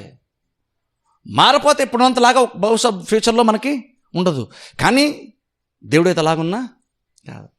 మనం ఖచ్చితంగా మనం మారాలి. మారితేనే మన భవిష్యత్తు, మారితేనే దేవుడి నుండి మంచి విలువ మనం పొందకుండా, మారితేనే మనకి ఆశీర్వాదం, దేవునికి అనుకూలంగా మనం మారితే. కాబట్టి మనం మారాలి. ఖచ్చితంగా మార్పు మనకి అవసరం. ఎందుకంటే మనం అంత పర్ఫెక్ట్గా మనం లేము. మనలో కూడా చాలా ఉన్నాయి. అది కరెక్ట్గా మనకు కూడా తెలుసు. కానీ ఖచ్చితంగా మనం మార్చుకుని తెరాలి. అందుకే మార్పు మనకు అవసరం. కానీ దేవుడికి మార్పు అవసరం లేదు. ఎందుకంటే దేవుడు ఎప్పుడైతే సృష్టి ఆదిలో ఎంత మంచోడుగా ఉన్నాడో, ఎంత ప్రేమ స్వరూపో, అంతకు మించి ఆయన కూడా ఇంకా మంచోడు కింద మారలేనంత మంచోడు ఆయన మొదటి రోజే ఎంత మంచితనం ఉండాలో అంత మంచితనం ఆయనకు ఉంది. ఆయన పర్ఫెక్ట్గా ఉంది. ప్రేమ ఎంత ఉండాలో అంత ఉంది. మంచితనం ఎంత ఉండాలో అంత ఉంది. కరుణ ఎంత ఉండాలో అంత ఉంది. ఆయనకి బెటర్గా మారడానికంటూ ఇంకేమీ లేనంత పరిపూర్ణుడిగా మన దేవుడు ఉన్నాడు. ఆయనలో ఎటువంటి చెడు కూడా లేదు కాబట్టి, అలాంటి ఛాయ కూడా లేదు కాబట్టి దేవుడైతే మారాల్సిన అవసరం లేదు. దేవుడు ఎందుకు మారాడంటే మారాల్సిన అవసరం ఆయనకి లేదు. ఎందుకంటే ఆయన పర్ఫెక్ట్. కానీ మార్పు లేని దేవుడు అంటున్నాడు, మీరు నాకు అనుకూలంగా మారండి అని దేవుడు చెప్తున్నాడు. కాబట్టి ఖచ్చితంగా మనమైతే మారాల్సిన అవసరం అనుకుంది. దేవుడు ఎందుకు మారాడండి? ఎప్పుడు ఒకేలాగా దేవుడు ఎందుకు ఉంటాడండి అంటే, ఎప్పుడు ఒకేలాగా ఉంటాడు దేవుడు. ఎందుకంటే మారాల్సిన అవసరం ఆయనకి లేదు. నువ్వు మంచిగా, ఇప్పుడు చాలా చెప్తాను చూస్తే, ఈ మధ్యకాలంలో దేవుడు నువ్వు మంచిగా ఉన్నప్పుడు ఎంతగా నిన్ను ప్రేమించాడో, నువ్వు చెడుగా నువ్వు దేవుని వదిలేసిన తర్వాత, తప్పైన కుమారులా నున్న తర్వాత కూడా దేవుడు ఇంకా నిన్ను అంతగానే ప్రేమిస్తాడు. కాకపోతే ఏంటంటే నువ్వు దేవుని కాంపౌండ్లో నువ్వు లేవు, నువ్వు పందుల పొట్టులో దొడ్లో ఉన్నావు కాబట్టి నువ్వు పొట్టు తినాల్సి వస్తుంది. నువ్వు పొట్టు తినాలంటే దేవుడు కావాలని తీసుకెళ్ళి అక్కడ తినిపించాడని కాదు. నువ్వు కనుక తెలుసుకుని వస్తే మరలా నువ్వు సమృద్ధిని నువ్వు ఇక్కడ దేవుని యొక్క ఆ కాంపౌండ్లో ఉంటే, తండ్రి యొక్క ఇంట్లో కనుకుంటే శ్రేష్టమైనటువంటి ఆహారాన్ని తినేవాడు. ఇప్పుడు తింటలేదంటే ఎందుకు తింటలేదంటే, తండ్రిని కాదని నిలిపాడు కాబట్టి, తండ్రి ఏదో కావాలని అలాంటి పరిస్థితుల్లోనికి నెట్టేసాడని కాదు, కుమారుని నెట్టేసాడని కాదు. నువ్వు తండ్రి కాంపౌండ్ లేవు కాబట్టి నువ్వు అలాగనా ఉన్నావు. మళ్ళీ ఎప్పుడైతే వచ్చాడో ఆటోమేటిక్గా మళ్ళీ మొత్తం సమృద్ధిలోకి వస్తుంది. అసలు ఎంతగా మళ్ళీ తిరిగి దేవుడు రికవర్ చేశాడని, ఎంత సమృద్ధిని ఇచ్చాడంటే, ఎంత సమకూర్చాడంటే, అసలు వ్యక్తి ఏదైనా నిజంగా అంతలాగా జీవించేది నష్టపోయాడంటే తండ్రి వలన పెద్దగా అసలు లాస్ ఏందంటే అసలు తండ్రి తప్పైన కుమారుడికి ఏమీ లేదు. లాస్ అంటే నిజంగా లాస్ అయ్యాడు. లాస్ అయ్యింది అలాగ ఉండిపోయింది జీవితాంతం అంటే లేదు. ఎందుకు లేదు అంటే తండ్రి మారాడు కాబట్టి. తండ్రి మారాడు కానీ చూడండి, సొంత అన్నీ మారిపోయాడు. మళ్ళీ అక్కడ తప్పైన కుమారుడు స్టోరీలో వీడన్నీ ఏదో పనులు చేసి మరలా వచ్చి సారీ చెప్పేశాడు. డాడీ మొత్తం అంతా మంచి అంతా ఆయనకే చేసేస్తున్నారు అనుకోని, ఇప్పుడు తండ్రి యొక్క మంచితనాన్ని బట్టి ఈ పెద్ద కుమారుడు మారిపోవడం స్టార్ట్ అయ్యాడు. చూసారా? అంటే చూడండి, మనుషులు ఎంత ఈజీగా మారిపోతున్నారు చూసారా? మన తప్పైన కుమారుడు చూసినా తప్పైన కుమారుడు ఎలా మారిపోయాడు అంటాం. కానీ రెండో కుమారుడు కూడా తర్వాత తప్పిపోయాడు. పెద్ద కుమారుడు కూడా, చిన్న కుమారుడు సరెండర్ అయిన తర్వాత పెద్ద కుమారుడు తప్పిపోయాడని చెప్పాలి. యాక్చువల్గా పెద్ద కుమారుడు కూడా తప్పిపోయాడు. కాకపోతే ఈయన బయటికి వెళ్ళి తప్పిపోయాడు, ఈయన ఇంట్లో ఉండి కూడా తప్పిపోయాడు. ఈయన ఇప్పుడు తండ్రి యొక్క విందులోనికి, తండ్రి యొక్క ఆనందంలోనికి వెళ్ళడానికి ఇష్టపడలేదు ఇక్కడ. సరే, ఇప్పుడు సడన్గా తండ్రి మీద నా అభిప్రాయం మారిపోయింది, నేను అందులో సంతోషించను అన్నాడు. అక్కడ చూడండి, ఆ స్టోరీలో చూడండి, ఇద్దరు ఒకడు మంచి, యాక్చువల్ చెప్పాలంటే పెద్ద కుమారుడు చాలా మంచివాడు, చిన్న కుమారుడు నిజంగా చెడ్డాడు. చిన్న కుమారుడు మారిపోయాడు అంటున్నాం, కానీ తీరా ఓ టైం వస్తే పెద్ద కుమారుడు కూడా మారిపోయాడు. కానీ అదే ఇంట్లో అదే కాంపౌండ్లో మారకుండా ఎప్పుడు చెడ్డ కుమారుడికి మంచి కుమారుడికి ఎప్పుడు ఒకేలా ఉంది మాత్రం తండ్రి, మంచి తండ్రి. ఆయన మారలేదు. విశ్వాసులు కొన్ని సందర్భంలో రెండో కుమారులాగా ఉంటారు, లేదంటే పెద్ద కుమారులాగా ఉంటారు. కానీ దేవుడైతే ఎప్పటికీ మారడు. మారాల్సిన అవసరం ఆయనకి లేదు. అందుకని బైబిల్లో మాట ఉందో చదువుకుందాం. చూడండి, ఒకసారి చూడండి, సంఖ్యాకాండంకి వెళ్దాం. ఒకసారి అది చదువు, ఇంకో మలాకి గ్రంథంలోకి వెళ్ళి చివరి మాట చదువుకుని ముగించుకుందాం. సంఖ్యాకాండము సంఖ్యాకాండము 23వ అధ్యాయము 19 జస్ట్ అయితే సరిపోద్ది. సంఖ్యాకాండం 23 అధ్యాయము 23-19 వచ్చిన అక్కడ దేవుడే స్వయంగా చెప్తున్నటువంటి మాట, బిలాం ద్వారా దేవుడు చెప్తున్నటువంటి మాట అక్కడ ఏంటంటే చూడండి 19 వచ్చిన, దేవుడు అబద్ధమాటకు ఆయన మానవుడు కాదు. 19 వచ్చిన, పశ్చాత్తాపడుటకు ఆయన నరపుత్రుడు కాదు, ఆయన చెప్పి చేయకుండా ఆయన మాట ఇచ్చి స్థాపింపకుండా. చూసారా, దేవుడు అబద్ధమాటకు ఆయన మానవుడు కాదు. సరే, బైబిల్ చాలా క్లియర్గా ఉంది. ఏమో తెలుసు చూడండి, దేవుడు అబద్ధం ఆడడానికి దేవుడైతే మానవుడు. ఇప్పుడు చూడండి అక్కడ అంటే బేసిక్ అక్కడ బైబిల్లో బిలాము ద్వారా కూడా దేవుడు బేసిక్ చెప్తాడంటే మనిషి అంటే మారిపోతాడు, మనిషి అయితే మారిపోతాడు, కానీ దేవుడైతే మానడు. అందులో ఒక బేసిక్ డిఫరెన్స్ అర్థం చేసుకోవాలి. మనం దేవునికి మనిషికి మధ్య ఉన్న డిఫరెన్స్ మనం క్లియర్ అర్థం చేసుకోవాలి. అక్కడ బైబిల్ దేవుడు చెప్తున్న మాట ఏంటంటే దేవుడు మారిపోతాడు. ఆయన మారిపోవడానికి ఆయన మనిషి కాదు కదా. అంటే బేసిక్గా ఒక కాంట్రరీ నేచర్ ఏంటి ఇద్దరికి, దేవునికిను మనిషికి ఉన్నటువంటి ఒక వ్యత్యాసం ఏంటంటే ఒక స్వభావం ఏంటంటే మనిషి ఎప్పుడు మారిపోతుంటాడు, కానీ దేవుడిది ఎప్పుడు మారడు. అందుకని ఆయన మారిపోవడానికి ఆయన ఏమైనా మనిషా అని బైబిల్లో ఉంది అక్కడ. అంటే అక్కడ ఉన్న మాట ఏంటంటే దేవుడు కాబట్టి ఆయన ఎప్పుడు మారడు. ఇంకోటి ఏంటంటే మనుషులు కాబట్టి మనిషి కాబట్టి ఎప్పుడు మారిపోతాడు. మారిపోవడం అంటే మానవ సహజ స్వభావంగా ఉంది. మారకుండా ఉండడం అంటుంటుంది దేవుని యొక్క ప్రత్యేకమైన స్వభావంగా ఉంటా ఉంది. అందుకని అక్కడ బైబిల్లో చాలా క్లియర్గా ఉంది, ఆయన అబద్ధం ఆడడం కానీ మానవుడు కాదు, పశ్చాత్తాపడడం కానీ నరపుత్రుడు కాడు. మారిపోవడం అనుకుంటే మనిషి అయితే మారిపోతాడు, కానీ దేవుడు కాబట్టి మారిపోతాడా? యెహోవానైన నేను మార్పు లేని వాడను, క్లియర్ బైబిల్ ఉంది. దేవుడు ఎప్పటికీ మారడు. ఆయన ఒకసారి చెప్పేశాడంటే ఖచ్చితంగా దాన్ని చేసేసే తీరుతాడు. తర్వాత నువ్వు మారిపోయావు కాబట్టి ఆయన మారిపోతాడని కాదు. దేవుడైతే ఎప్పుడు ఒకేలాగా ఉంటాడు. ఆయన ఈరోజు మాట ఇచ్చాడు, కానీ సడన్గా ఓ రోజున నువ్వు మారిపోయావు కాబట్టి ఆయన మాట మార్చడు. బేసిక్గా దేవుని యొక్క బేసిక్ నేచర్ అది, దేవుని యొక్క బేసిక్ స్వభావము అది. మనుషులైతే మారిపోతుంటాం, కానీ దేవుడైతే ఎప్పుడు ఒకేలాగా ఉంటాడట. ఇప్పుడు ఒకసారి ఆలోచించండి, సృష్టి మారిపోతుందని చెప్తున్నాం, మనుషులందరూ మారిపోతారని చెప్తున్నాం. మరి ఇన్ని మారిపోతున్నప్పుడు ఇవన్నీ మార్పులు అన్నీ కూడా మనకు సహజం అయిపోతున్నటువంటి, అది మార్పుకి అలవాటు అయిపోయినటువంటి ఒక మనిషి మారిపోయాడంటే మనకు పెద్ద ఆశ్చర్యమే. ఆశ్చర్యం లేనటువంటి రోజుల్లో ఉన్నాం. బేసిక్ ఇప్పుడు కదా, ఎప్పుడు రోజులు ఎప్పుడు అలాగే ఉన్నాయి. ఇప్పుడైతే మనిషి ఎక్కువ మారిపోతాడండి, ఒకప్పుడు అలా లేదండి అని కొన్నిసార్లు మనం అంటాం. కానీ బైబిల్ ఎప్పుడో 2000 సంవత్సరాల ముందే బయలు చెప్తుంది, అబద్ధం ఆడడం దేవుడు మనిషి కాదు, మారిపోవడానికి ఆయన నరపుత్రుడు కాదు. అంటే అప్పుడు కూడా మనిషి బేసిక్గా మారిపోతున్నారు. బేసిక్గా మనిషి యొక్క నేచరే అది, మారిపోతాం. కానీ ఇవన్నీ మార్పులన్నీ చేకూర్చి సంతరించుకుంటున్నటువంటి వాటి అన్నిటి మధ్యలో ఎప్పటి నుంచో ఆది నుంచి ఒకేలాగా ఉన్నటువంటి వాడు ఒకడు ఉన్నాడు, ఆయన దేవుడు. ప్రాబ్లం నిజంగా అప్పుడు దేవుడు నిజంగా మనం దేవుడు లేదా ఆయన యొక్క ప్రత్యేకమైన స్వభావం మనల్ని ఎంత అప్రిషియేట్ చేయాలి, ఎంతగా అది మనల్ని ఆ స్వభావం మనల్ని ఇంప్రెస్ చేయాలి ఒకసారి ఆలోచించండి. ఎందుకంటే ఆయన అబద్ధం అంటే ఆయన మనిషి అయితే కాదు. అందుకోసం బైబిల్ ఒక మాట చివరికి మాట చదువుకుని ముగించుకుందాం. మలాకీ గ్రంథంలోనికి వెళ్దాం. మలాకీ గ్రంథం 3వ అధ్యాయము. మలాకీ గ్రంథం 3వ అధ్యాయము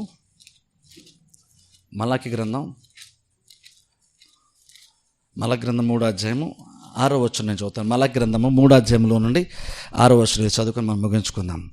చూడండి, యెహోవానైన నేను మార్పు లేని వాడను గనుక యాకోబు సంతతి వారైన మీరు లయము కాలేదు. చూసారా, యెహోవానైన నేను మార్పు లేని వాడను కాబట్టి యాకోబు సంతతి దేవుడు అంటున్నాడు. కాబట్టి మీరు నిర్మూలము అవరు. మీరు ఎందుకు నిర్మూలం అవరు? ఎందుకు ఎప్పుడు మంచిని అనుభవిస్తారు? ఎందుకు స్థిరంగా మీ లైఫ్ అలా కొనసాగుతుంది అంటే దానికి కారణం మీరు మంచోళ్ళు కాబట్టి, మీరు భక్తిపరులు కాబట్టి మీరు లయం అవ్వలేదని కాదు. యెహోవానైనా నేను మార్పు లేని వాడను కాబట్టి మీరు లయం కాలేదు. అక్కడ దేవుడు చెప్తున్నమాట. చాలా సందర్భం మనం అనుకుంటామంటే మనం ఈ స్థితిలో ఉన్నామంటే మనం ఎప్పుడు ప్రార్థన చేస్తున్నాం, ఎప్పుడు మంచిగా ఉంటున్నాం, ఎప్పుడు భక్తిగా విశ్వాసంగా కొనసాగుతున్నాం. బేసిక్ మనం అనుకుంటాం నువ్వు ఉన్నా మంచిదే, కానీ యాక్చువల్గా నిజంగా నువ్వు మంచిని పొందుకోవడానికి అయితే నీకు ఉన్నటువంటి భక్తి యాక్చువల్గా అయితే చాలా దాని విషయం గ్రహించాలి ప్రతి విశ్వాసం కూడా. నీ విశ్వాసము నీ భక్తి నీకు సాటిస్ఫాక్షన్ ఉందంటే అర్థం ఏంటంటే నువ్వు భ్రమలో బ్రతున్న అర్థం. ఎందుకంటే ఎంత గొప్ప విశ్వాసకి ఏమనిపిస్తుంది అంటే నాకున్నటువంటి భక్తి యాక్చువల్గా సరిపోలేదు అని అనిపించాలి. అలా అనిపిస్తే నేను ఎంతో కొంత ముందుకు వెళ్తున్నట్టు. అలా అనిపించలేదు అనుకోండి మనలో ఎవరికైనా, అర్థం ఏంటంటే నువ్వు అక్కడే స్టక్ అయిపోయిన అర్థం, నువ్వు అక్కడే ఉండిపోయిన అర్థం. నేను చేస్తున్న సరిపోలేదు, నేను చేస్తున్న ప్రార్థన కానీ నేను చేస్తున్నటువంటి భక్తి కానీ సరిపోలేదు, ఇంకా కొంచెం బెటర్గా చేయాలి అని అనిపిస్తేనే నువ్వు ఒక్కడికైనా నువ్వు ముందుకేస్తున్నట్టు, లేదా మనం అక్కడే స్టక్ అయిపోయినట్టు. ఇక్కడ దేవుడు చెప్తున్నాడు మీరు ఎందుకు నిర్మూలం కాలేదంటే ఓ రీజన్ అయితే ఒకటే, మీ వైపు నుంచి అయితే ఎగ్జాక్ట్ రీజన్ అయితే ఇది కాదు, మీ వైపు నుంచి రీజన్ కాదు. రీజన్ ఏంటంటే నాలో ఉంది. అది కూడా దేవుడు స్పెసిఫిక్గా చెప్తున్న మాట ఏంటంటే, నేను కాబట్టి మీరు నిర్మూలం అవ్వాలని చెప్పట్లేదు, నేను కాబట్టి మిమ్మల్ని నిర్మూలం చేయలేదని చెప్పట్లేదు, నేను మారను కాబట్టి మీరు నిర్మూలం అవ్వలేదు. అంటే అర్థం ఏంటంటే, ఒక రకంగా మాటల మీనింగ్ ఏంటంటే, నేను కనుక మారేవాడిని అయితే మీరు ఎప్పుడో నిర్మూలం అయిపోవాల్సి అంటే వారు, నేను కనుక మిమ్మల్ని బట్టి నేను మారిపోయేవాడిని అయితే కనుక మీరు ఎప్పుడో నిర్మూలం అయిపోయేవారు. మిమ్మల్ని బట్టి కనుక నేను వ్యవహరించడం స్టార్ట్ చేస్తే మీరు ఎప్పుడో నిర్మూలము అయిపోవాలి. కానీ బేసిక్గా మీరు ఎందుకు నిర్మూలం అవ్వలేదంటే, అక్కడ దేవుడు చెప్తున్న కారణం నేను మారను కాబట్టి అంటున్నాడు. అంటే అర్థం ఒక రకంగా చెప్పంటే, దేవుని బట్టి కనుక కాకపోతే, మారేటువంటి స్వభావం లేనటువంటి వాడు మన దేవుడు కాబట్టి, మార్పు అవసరం లేనటువంటి వాడు మన దేవుడు, మారకుండా స్థిరంగా ఉండేవాడు కాబట్టి మనం ఈ రోజున ఇలాగన ఉన్నాం. అంటే అర్థం ఏంటంటే, లేదంటే మనం ఎప్పుడో నిర్మూలము అయిపోవాల్సిన వారము. ఇప్పుడు నిజంగా మాట వాస్తవం అయితే ఎందుకంటే స్వయంగా దేవుడు మాట చెప్తున్నాడు. మీరు ఈరోజు బతుకున్నారంటే దానికి కారణం మీరు కాదు, నేను మారను అని దేవుడు చెప్తున్నాడు. నేను దేవుని కాబట్టి అని చెప్పి దేవుడు తన స్వభావం చెప్తున్నాడు, నేను మారనని స్వయంగా అని చెప్పుకుంటున్నాడు. ఇప్పుడు అంటాను చూడండి, ఇప్పుడు విశ్వాసాలకు ఏ రకంగా ఉపయోగపడుతుందండి? దేవుడు మారకపోతే ఏ రకంగా ఉపయోగపడుతుంది అంటే, నేను అంటాను ఆయన మారడు కాబట్టే కదా మనం భక్తిగా ఉండడానికి ప్రయత్నం చేస్తున్నాం. ఆయన మారడు కాబట్టే కదా మనం ప్రార్థన చేస్తున్నాం. ఇప్పుడు చాలామంది ప్రార్థనలు ఏమనుకుంటారు, నేను ఉపవాసం ఉండి ప్రార్థన చేసేసి ఏదో రకంగా నినివే పట్టణ ప్రజల్లాగా ఏదో రకంగా నేను కూడా దేవుడిని మార్చేస్తానండి, దేవుని యొక్క అభిప్రాయాన్ని మార్చేస్తాను. చాలామంది దేవుని యొక్క అభిప్రాయాన్ని మార్చేటువంటి పనులు ఉపవాసం ఉన్నారు చాలామంది. కానీ దేవుడు క్లియర్ చెప్పాడు, యెహోవా నేను మార్పులేని వాడను. ఎప్పటికైనా సార్ నువ్వు దేవుని మార్చే ప్రయత్నం చెయ్యు, నువ్వు ఎంత ప్రయత్నం చేసినా ఆయన అయితే కొంచెం కూడా మారడు. నువ్వు మారిపోవాలి తప్ప, ఎప్పటికైనా సరే నువ్వు అనుకూలంగా మారాలి తప్ప నీకు అనుకూలంగా ఆయన ఎప్పుడు కూడా మారడు. నువ్వానికి అనుకూలంగా మారాలి. కాబట్టి దేవుడు చెప్తాడు, ఇప్పుడు ఎందుకు మనం ఎందుకైనా ప్రార్థన ఎందుకు చేస్తాం, విసుగుకి ఎందుకు ప్రార్థన చేస్తాం? చాలామంది ప్రార్థన ఏమనుకున్నా అంటే, నేను ప్రార్థన చేసి దేవుని యొక్క అభిప్రాయాన్ని మార్చేస్తానన్న. అసలు నువ్వు ప్రార్థన ఎందుకు చేయట్లేదు? నువ్వు ప్రార్థన ఎందుకు చేస్తున్నావు అంటే, దేవుడు ఎప్పుడు మారడు కాబట్టి నువ్వు ప్రార్థన చేస్తున్నావు. దేవుడు ఎప్పుడు మారకుండా ఏకరీతిగా ఉంటాడు కాబట్టి నువ్వు ప్రార్థన చేస్తున్నావు. కానీ దేవుణ్ణి ఏం మార్చడానికి నువ్వు ప్రార్థన చేయట్లేదు. మనం ప్రార్థన ఎందుకు చేస్తున్నామంటే, దేవుడు మారకుండా ఎప్పుడు ఒకే రీతిగా ఉంటాడు కాబట్టి నేను ఈరోజు ప్రార్థన చేస్తున్నాను. అందుకనే ప్రాబ్లమ్స్ ఉన్నా మనం ప్రార్థన చేస్తాం, సంతోషం ఉన్నా మనం ప్రార్థన చేస్తాం. ఎందుకంటే ఎప్పుడు అయినా సరే ఆయన ఒకేలాగా ఉంటాడు కాబట్టి మనం ప్రార్థన చేస్తున్నాం. సిచ్యువేషన్స్ కొన్ని బాగాలేదు, దేవుని దగ్గరికి వెళ్తాం, ప్రార్థన చేస్తాం. ఎందుకు ప్రార్థన చేస్తాం? ఆయన అయితే ఎప్పుడు ఒకలాగానే ఉన్నాడు. నన్ను నా సిచ్యువేషన్ బాగుంది, ఈరోజు నా సిచ్యువేషను బాగాలేదు, కానీ నేను ఈరోజు ప్రార్థన ఎందుకు చేస్తాను? నేను ప్రార్థన దగ్గరికి ఎందుకు వెళ్తాను? దేవుని దగ్గరికి ఎందుకు అప్రోచ్ అవుతాను? నా రీజన్ ఏంటంటే, నేను నిన్న బాగున్నాను ఈరోజు బాగాలేదు, లేదా నిన్న బాగాలేదు ఈరోజు బాగున్నాను, కానీ ఆయన ఎప్పుడు ఒకేలాగా ఉంటాడు కాబట్టి ఇప్పుడు నేను ప్రార్థన ధైర్యంగా నేను దేవుని దగ్గర నేను వెళ్ళగలుగుతాను. ఎందుకంటే నాకు ఒకటి తెలుసు, చుట్టూన ప్రతిదీ మారిపోతుంది. నువ్వు ఎలా మారిపోతున్నావు అలాగే నీ చుట్టూన ప్రతిదీ కూడా మారిపోతుంది. అందరూ మారుతారు, నువ్వు మారిపోతున్నావు, లేదా నువ్వు మారుతున్నావు అందరూ మారిపోతున్నారు. ఇలాగ ఒకరు అనుకుని అందరం మారిపోతున్నాం. కానీ వీటన్నిటి మధ్యన ఒక్క ఆయన మాత్రం స్థిరంగా ఉంటున్నాడు. ఆయన దేవుడు ఆయన అంటున్నాడు, యెహోవానైనా నేను మార్పు లేనివాడను. వెంటనే చూడండి, నిజంగా అది ఎంత గొప్ప సత్యమో తెలుసా? నువ్వు ఈరోజు దేవుని గట్టిగా పట్టుకున్నావు, కొన్ని కార్యాలు జరిగినాయి కాబట్టి అని. రేపు క్షణం కొన్ని కార్యాలు జరగదు కాబట్టి నువ్వు బహుశా నువ్వు దేవుని మీద సనుక్కుంటావు, లేదా కొంచెం దేవునిలో కొంచెం బలహీనంగా ఉంటావు. కానీ మీకు తెలుసా, ఆ సిచ్యువేషన్లో కూడా దేవుడైతే ఎప్పుడు ఒకేలాగా నీతో వ్యవహరిస్తున్నాడు. ఇప్పుడు అది నువ్వు ఎవరి దగ్గర నువ్వు ఎక్స్పెక్ట్ చేయలేవు. అది ప్రపంచంలో నువ్వు ఎవరి దగ్గర ఎక్స్పెక్ట్ చేయలేవు. సొంత తల్లిదండ్రుల దగ్గర నుంచి మనం దాన్ని ఎక్స్పెక్ట్ చేయలేం. కానీ దేవుడి దగ్గర దాన్ని మనం ఎదురు చూడొచ్చు. ఆయన ఎప్పటికీ మారకుండా ఒకేలాగా ఉంటాడు. అప్పుడు అంటాను చూడండి, ఆ మాట మనకి ఎంత నిరీక్షణ ఇవ్వాలి, ఆ మాట మనకి ఎంత ధైర్యాన్ని ఇవ్వాలి. ఎందుకంటే అన్నీ మారుతున్న టైంలో నువ్వు ఖచ్చితంగా నువ్వు తెల్లలేసినప్పుడు ఒక గ్యారంటీగా రూఢిగా నమ్మగలిగేటువంటి ఒక కార్యం ఏంటంటే, ఆయనైతే మారడు. ఎందుకంటే చూడండి, మారిపోతాడు మనుషులను ఎక్కువగా బేస్ చేసుకోవడం అంటే, వాళ్ళని గౌరవించు, ప్రేమించు, వాళ్ళకి ఇవ్వాల్సిన రెస్పెక్ట్ ఇవ్వు. కానీ గుర్తుపెట్టుకో, మనిషి అన్నవాడు జనరల్గా మారిపోతూ ఉంటాడు. మనిషి మారిపోవడం నువ్వు ఆశ్చర్యపోవాల్సిన పనే లేదు. కానీ దేవుడు మారుకుంటాడు, చూసారా? అది నిన్ను ఆకర్షించాలి. మనం మనుషులు మారిపోయారని బాధపడతాం. నేను అంటాను, మనుషులు మారిపోయిన బాధపడతావు. ఇంకను ఎవరి మీద అయితే ఎవరి చేతుల్లో అయితే నీ ఆత్మ ప్రాణ శరీరం ఉందో, ఎవరి చేతుల్లో అయితే నీ భవిష్యత్తు ఉందో, ఆయన అయితే అసలు ఎప్పటికీ మారడు. అప్పుడు అంటున్నా, మారిపోతున్న మనుషులను బట్టి నువ్వు డిసప్పాయింట్ ఫీల్ అవ్వాల్సిన అవసరం లేదు. మానటువంటి దేవుని బట్టి నువ్వు ధైర్యంగా ఉండొచ్చు. ఆయన ఎప్పుడు ఒకేలాగా. ఆదాము పాపం చేయక మునుపు కూడా దేవుడు అలాగే ఉన్నాడు, పాపం చేసిన దగ్గర దేవుడు అలాగనే ఉన్నాడు. బేసిక్గా నేచర్ ఏంటంటే ఆయన మారడు. అంత స్టాండర్డ్గా ఆయన స్వభావం అలా మెయింటైన్ అవుతాడు. ఆయనలో గమనాగమలైన చంచలత్వమైన దేవుళ్ళు యాక్చువల్గా లేదు. అప్పుడు అంటాను నిజంగా అన్నిట్లో అంత మార్పు వచ్చేస్తున్నటువంటి టైంలో మారకుండా దేవుడు ఎప్పుడూ ఒకేలాగా ఉంటున్నప్పుడు నిజంగా దేవుడి మీద ఎంత మనం ఆధారపడి ఒకసారి ఆలోచించండి. ఎందుకంటే ఏదన్నా మారిపోద్దుగానే ఆయన మారాడట. ఆయన మారినప్పుడు ఎంతగా అది మనకు ధైర్యం ఇస్తుంది ప్రార్థించడానికి కానీ, విశ్వాసం ఉంచడానికి కానీ, దేవుని దగ్గరికి వెళ్ళడానికి కానీ. ఎందుకంటే ఒక్కొక్క క్షణం కూడా ఒక్క మూమెంట్లో ఎప్పుడు కూడా దేవుడు ఎందుకో చేయట్లేదు, దేవుడు ఎందుకో మారిపోయా అన్నట్టుగా అనిపిస్తుంది అన్న థాట్ మైండ్లో ఒక్కసారి కూడా రానివ్వకండి. ఏ విషయాలైనా సరే రానివ్వకండి. ఎందుకంటే దేవుడు అలా మారిపోయేవాడు కాదు. ఎందుకంటే దేవుడు చెప్పేసి నేను వెనకాల మారిపోయేవాడిని అయితే మీరు పాటికి అసలు ఉండేవాళ్ళే కాదు. దేవుడు మారిపోయేవాడు అయితే. కానీ దేవుడు మారడు కాబట్టి ప్రపంచం ఎలా ఉంది ఈ రోజున. ప్రపంచం ఎలా ఉందంటే కారణం ఏంటి? బేసిక్గా ప్రతి వాళ్ళు స్వార్థంగా ఆలోచిస్తున్న టైంలో ఇంకనూ మనం ఇలా బ్రతుకుతున్నామంటే బేసిక్ రీజన్ ఏంటి? రెండింటి మధ్యలో మారకుండా ఒక ఆయన ఉన్నాడు. నేను ఆయన మీద మనం దృష్టి పెట్టడం చాలా చాలా ఇంపార్టెంట్. ఆయన వైపు మాత్రమే చూడడం అంత ఇంపార్టెంట్ అంటాను. ఆయన నమ్ముకోవడం అంత ఇంపార్టెంట్ అంటాను. ఆయన వైపే పయనం చేయడం చాలా చాలా ఇంపార్టెంట్. ఎందుకంటే ఆయన అప్పటికీ మారడు. ఆయన చాలా చెప్పని చూస్తారా, అల్టిమేట్గా దేవుని విషయంలో నువ్వైనా మారిపో, కానీ నువ్వు కూడా దేవుడు అయితే నీ విషయంలో మారడు. అంత స్థిరమైనటువంటి వాడు మన దేవుడు, మార్పు లేనటువంటి వాడు మన దేవుడు. స్థిరంగా ప్రేమించాడు. అందుకే అంటున్నాడు మీరు ఎందుకు నిర్మూలం అవ్వలేదంటే దానికి కారణం ఏంటంటే నేను మారను కాబట్టి. అక్కడ దేవుడు నా కృప అని కూడా అనలేదు. నా కృప అంటే బహుశా దేవుడి కృప అని మనకు అనిపిస్తుంది, కానీ దేవుడు అంటున్నాడు నేను మారను కాబట్టి. ఆ సందర్భంలో నా మాట ఎందుకు చెప్పి మీరు చచ్చిపోలేదని నేను కాపాడని అనొచ్చు కదా దేవుడు, లేదా నా కృపను బట్టి అని అనొచ్చు కదా. నేను మారలేదన్న మాట ఎందుకు అంటున్నాడంటే అదేం చెప్తుందంటే బేసిక్గా మీరు ఎలా సస్టైన్ అవుతున్నారంటే నాలో చంచలత్వము లేదు కాదు. మిమ్మల్ని బట్టి నా మూడేమి ఆఫ్ అవ్వదు, మిమ్మల్ని బట్టి నా మూడేమి ఆన్ అవ్వదు, మిమ్మల్ని బట్టి నేను మారిపోను. శాస్త్రం అనుకుంటా మనల్ని బట్టి దేవుడు మారిపోయాం అనుకుంటాం. మనల్ని బట్టి దేవుడు మారిపోతే ఆయన కూడా మనిషి అయిపోతాడు. కానీ దేవుడు మనల్ని బట్టి మారేవాడు కాదు. అందుకనే దేవుడు స్థిరమైనటువంటి వాడు. అందుకే చూడండి, సిచ్యువేషన్స్ ఎలా ఉన్నా సరే దేవుని మనం స్తుతిస్తాం. ప్రాబ్లమ్స్లో ఉంటూ కూడా దేవుడు మనం నిజంగా బలంగా సంతోషంగా దేవుని ఆరాధిస్తాం, స్తుతిస్తాం. ఒకవేళ అన్నీ బాగున్నా సరే హ్యాపీగా దేవుని స్తుతిస్తాం మనం. ఎందుకు అలాగే? ఎందుకంటే దేవుడు కాడ చేయాలండి కాదు, అన్నీ మారిపోతున్నాయి. కానీ నువ్వు ఆయన వైపు చూసినప్పుడు నీకు అద్భుత విషయం ఏంటంటే ఆయన అయితే మారలేదు. ఆయన మారలేదు. అందుకని చూడండి, దేవుడు ఎప్పుడు అలా మారిపోయేటువంటి వాడు కాదు. మన దేవుడు మార్పు లేనటువంటి దేవుడు అని అంటాను. అందుకనే కదా మనం ఎంత బలహీనంగా ఉండి కూడా చాలా సందర్భంలో మనం అంతగా దేవుళ్ళు సాగాలని ఇంట్రెస్ట్ మనకు పెద్దగా లేకపోయినా సరే ఇంక నువ్వు ఈ రోజున దేవుల్లో ఉన్నావంటే బేసిక్ రీజన్ ఏంటో తెలుసా? అది నీ సామర్థ్యం, నీ బలము కూడా యాక్చువల్గా అయితే కాదు. అది దేవుడు మారకున్నాడు కాబట్టి, అలాగ ఆయన ప్రేమతో మనల్ని కప్పుతూ ఉన్నాడు కాబట్టి, కృపను చూపిస్తున్నాడు కాబట్టి మనం నిర్మూలము కాకున్న వారము.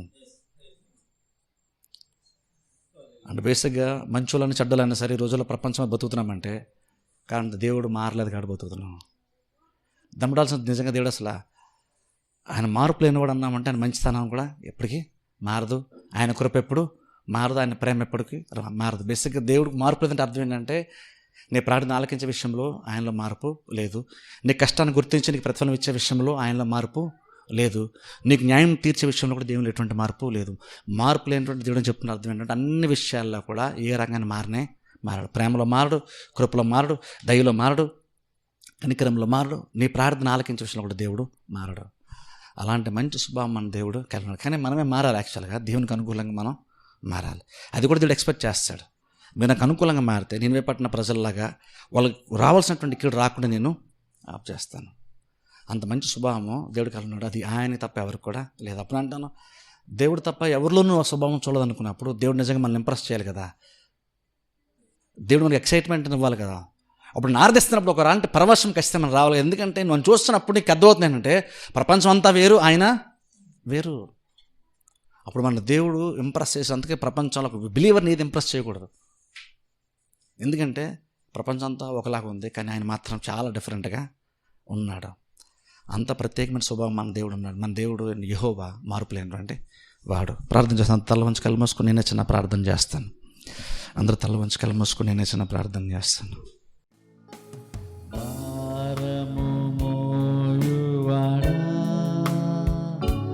నిన్నే ఆరాధించుచున్నాము,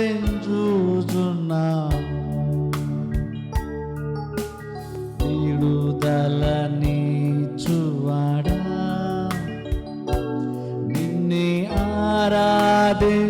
ఆరాధించుచున్నాము. మళ్ళా సార్ భారము మోయువాడా నిన్నే ఆరాధించుచున్నాము.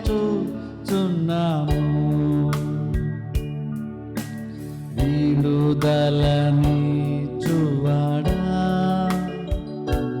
నిన్నే ఆరాధించుచున్నాము.